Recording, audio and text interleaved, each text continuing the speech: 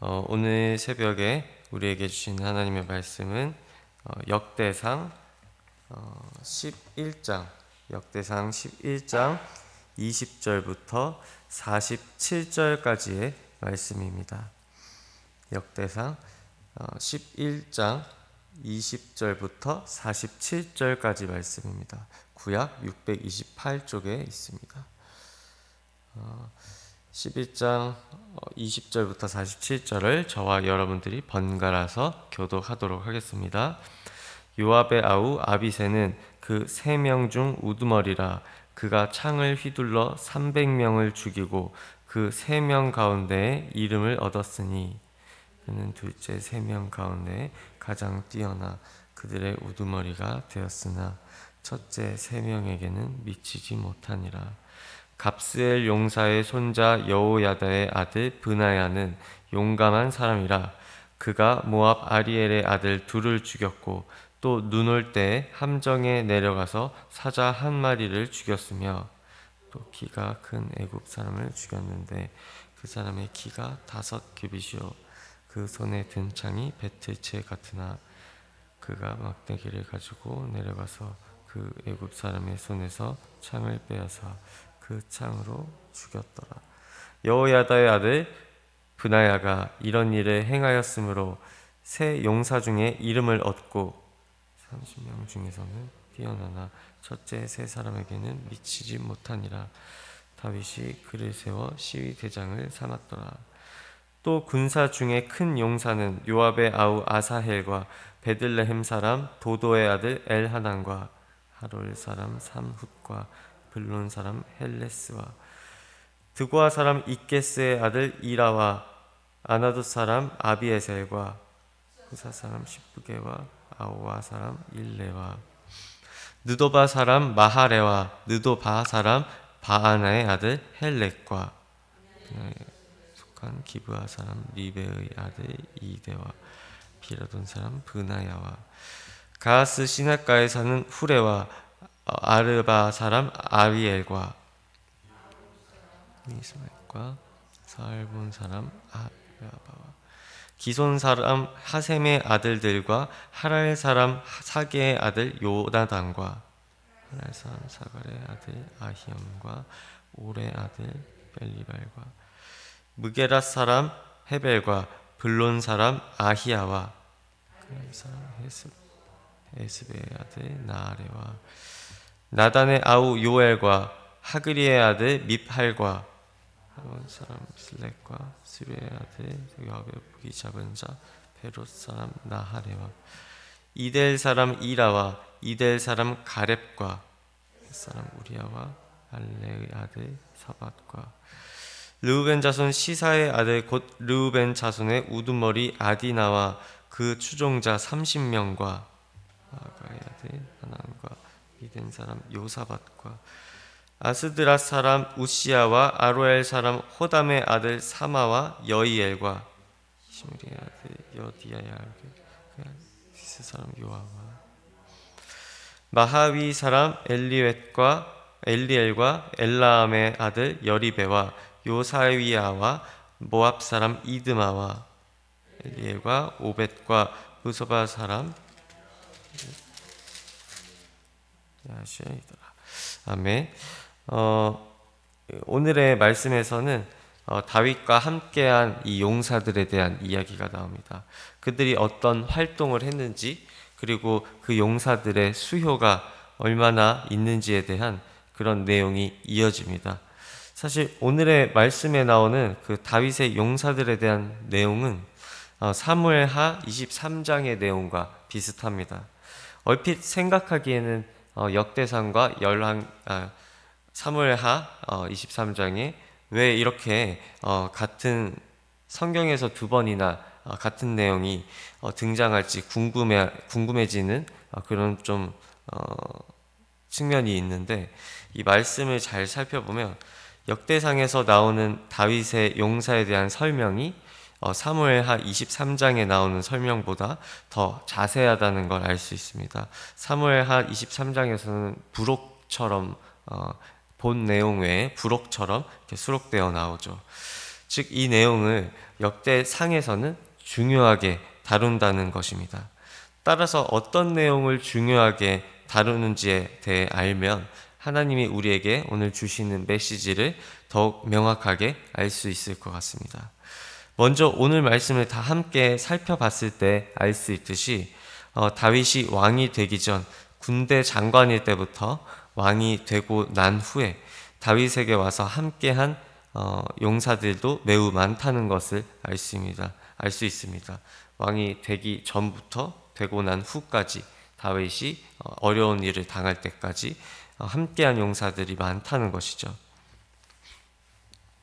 예를 들어서 20절에 등장하는 아비새라는 인물은 사무엘상 26절에서와 같이 다윗이 사울을 피해서 십광야에서 도피 생활을 할 때부터 옛날부터 다윗이 또 온 이스라엘의 왕이 된 후에도 왕이 되기 전부터 된 후에도 그를 도운 용사였다는 것을 알 수 있습니다.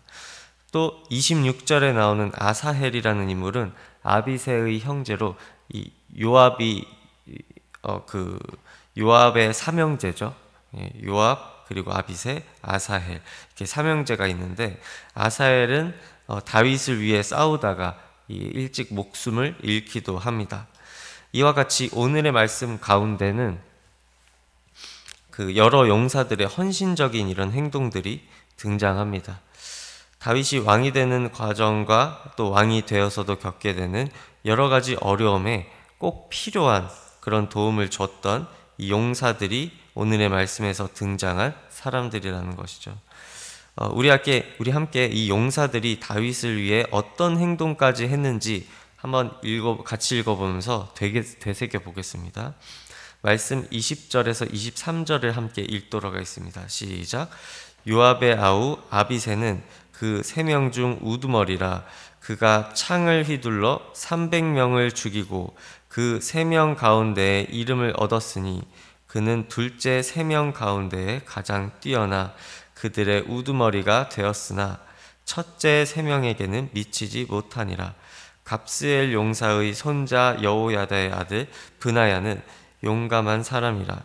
그가 모압 아리엘의 아들 둘을 죽였고 또 눈 올 때 함정에 내려가서 사자 1마리를 죽였으며 또 키가 큰 애굽 사람을 죽였는데 그 사람의 키가 5규빗이요 그 손에 든 창이 배틀채 같으나 그가 막대기를 가지고 내려가서 그 애굽 사람의 손에서 창을 빼앗아 그 창으로 죽였더라. 아멘. 여기에서 등장하는 어떤 이는 창으로 300명을 죽이기도 하고 또 어떤 이는 강력한 이방 민족의 그 장수 2명을 죽이기도 하고 또 어떤 이는 심지어 사자를 죽이거나 또 골리앗과 같이 거대한 병사를 상대로 싸워 이기기도 합니다. 키가 5규빗이면 대략 골리앗이랑 비슷한 키입니다. 이러한 이 대단한 일들을 이 다윗을 위한 용사들이 해냈던 것이죠. 우리는 이렇게 다윗이 왕이 되게 하기 위해서 헌신적으로 도움을 준 그 용사들을 보면서 하나님께서 자기의 계획을 어떻게 이루어 가시는지 알 수 있습니다. 우리가 어떤 일을 이루는 데에는 함께 일을 돕는 존재들이 반드시 필요합니다. 혼자서는 어떤 일이든 제대로 하기가 힘듭니다. 사람은 그러한 존재이죠. 그래서 하나님은 처음부터 다윗이 아무하고도 함께하지 못했을 때부터 다윗과 함께 해주십니다. 다윗과 함께 옆에서 항상 붙어 있어 주십니다. 사실 다윗도 골리앗을 처음 만났을 시점에는 별 볼 일 없는 그런 소년에 불과했습니다. 그렇지만 하나님께서 이렇게 쓰시고자 하니까 골리앗을 죽일 수 있었고 또 말씀 중에서 계속하여 다윗은 실수를 하고 부족한 모습을 이렇게 보였음에도 하나님께서는 다윗을 쓰시고자 해서 결국에는 왕으로 세워주십니다. 다윗은 왕이 되고 나서도 계속해서 고통을 당합니다. 자식들끼리 죽이는 모습을 보기도 하고 또 심지어 아들에게 모반을 당해서 쫓겨다니기도 합니다. 또 간음을 하기도 하죠. 사실 다윗이라는 사실을 모르고 다윗에게 일어났던 일들 그리고 그가 행한 실수들만 살펴보면 왕의 자질이 의심되는 그런 사람이라는 것을 알 수 있습니다. 부족한 사람이라는 뜻이죠. 그러나 하나님께서는 다윗을 이스라엘의 새로운 왕으로 이미 예정을 하셨고 그 약속을 이루시기 위해서 본인이 직접 도와주시기도 하고 또 사람들을 움직여서 다윗의 편에 붙여주시기도 합니다. 오늘의 말씀에 나온 이 다윗의 용사들을 붙여주셔서 일을 하시기도 하는 거죠. 다윗의 역량이 어떻든 간에 중요한 것은 하나님께서 마음을 먹으신 일은 어떤 일이 있든 사람을 붙여주시든 환경을 바꾸시든 본인이 직접 도와주시든 반드시 이루어 가신다는 점입니다. 또한 오늘의 말씀 41절부터 47절을 한번 살펴보면 여기에서 등장하는 다윗의 용사들은 심지어 이스라엘 사람들도 아닙니다. 이방 민족들이죠. 르우벤 자손 한 명을 제외하고는 모두 외국인입니다. 햇사람 우리야 그런 사람들도 있고 또 다른 이방 민족들도 많이 붙여주셨는데 이 나라들은 이스라엘을 대적했던 나라들입니다. 그래서 이스라엘을 대적했던 사람들이 결국에는 이스라엘 사람 한 명을 위해 이 같은 헌신을 했다는 뜻입니다. 얼핏 이렇게 들어서는 좀 이해가 안 되는 내용이죠. 이 당시에도 이렇게 이 사람들이 다윗을 도울 당시에도 이 나라들은 이스라엘의 대적이었습니다. 그런 때에도 다윗을 도운 거죠. 이는 다윗이나 말씀을 보는 우리들도 예상하지 못한 일이었을 것입니다. 다윗 또한 예상을 과연 했을까요? 이방 민족들이 자기가 대적하던 사람들이 자기들을 도와줄지는 몰랐을 것입니다. 즉 하나님께서는 마음먹은 일을 행하시기 위해서 우리가 예상하지 못한 길까지 사용하셔서 행동하신다는 점입니다. 그리고 마찬가지로 다윗과 똑같이 하나님의 자녀인 또 우리들에게도 하나님은 계획이 있으십니다. 성경 곳곳에서 그러한 사실을 얘기하고 계시죠. 잠언에서는 땅이 생기기 전부터 우리가 세움을 받았다고 하였고 또 에베소서 1장에서는 또 창세 전에 그리스도 안에서 우리를 택하셨다고 이 말씀에 나와 있습니다. 그래서 하나님께서는 우리들 하나하나에게 그 예정하고 계신 어떠한 계획이 있다고 볼 수 있는 것이죠. 그 계획을 이뤄가시기 위해서 우리에게 주어진 것이 바로 사명이라고 할 수 있습니다. 그래서 어떤 사람은 기도의 은사를 주셔서 기도를 열심히 하는 사명을 이루어가게 하시고 또 어떤 사람에게는 가르치는 것에 대한 은사를 주셔서 다른 이에게 말씀을 가르쳐 주거나 전도에 힘쓰게 하시기도 합니다. 또 어떤 경우에는 그 사람의 특성이나 성격 또 환경을 사용하셔서도 하나님의 목적을 이루어 가십니다. 저의 예를 한번 또 들어드리자면 저는 어렸을 때부터 이 잡학을 되게 좋아했는데요. 쉽게 좋아해서 이제 잡지식입니다. 잡지식을 되게 좋아해서 여러 가지 어떤 잡지식을 외우는 거를 어렸을 때부터 되게 좋아했습니다. 자동차 모델명을 막 이렇게 줄줄이 꿰어서 외우거나 또 아이들이 좋아하는 그때 저도 아이였을 때에는 공룡을 참 좋아했습니다. 아이들은 공룡을 참 좋아하지 않습니까? 그래서 공룡의 이름을 되게 잘 외워서 부모님께서 어떻게 그렇게 잘 외우냐 이렇게 칭찬을 해주신 적도 있었습니다. 그리고 이제 그런 성향이 청소년기를 지나면서 더욱 짙어져가지고 만화나 영화를 많이 좋아하게 됐습니다. 그래서 그런 만화나 영화를 정말 많이 보고 그래서 보통 청소년기에 남자 친구들은 많이 뛰어놀고 축구, 농구 이런 거 좋아하는데 저는 방 안에서 틀어박혀가지고 만화나 영화를 많이 봤던 것 같습니다. 그리고 만화나 영화에 들어있는 그 메시지를 깊게 파고들었던 것 같습니다. 거기에 숨어있는 그런 메시지들, 그런 것들을 되게 파고드는 걸 좋아했습니다.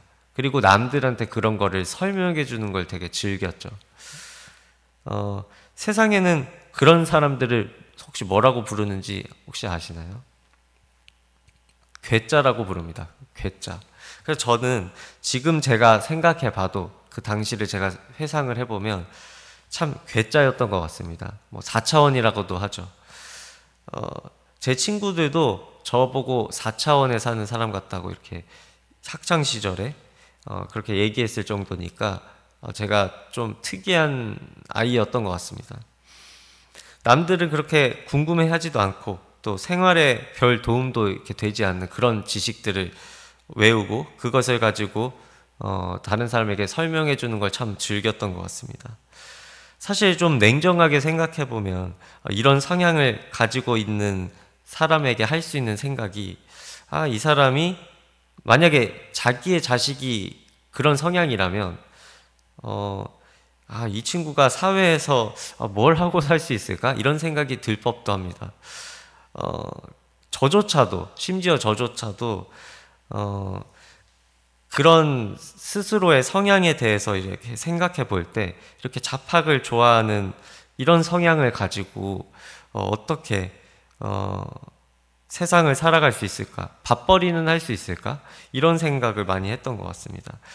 나는 쓸모가 있는 사람일까? 그냥 단지 다른 사람들이 관심 없는 것에 대해서 그냥 관심을 가지고 있는 괴짜일 뿐인데 이렇게 세상을 나는 어떻게 살아갈 수 있을까?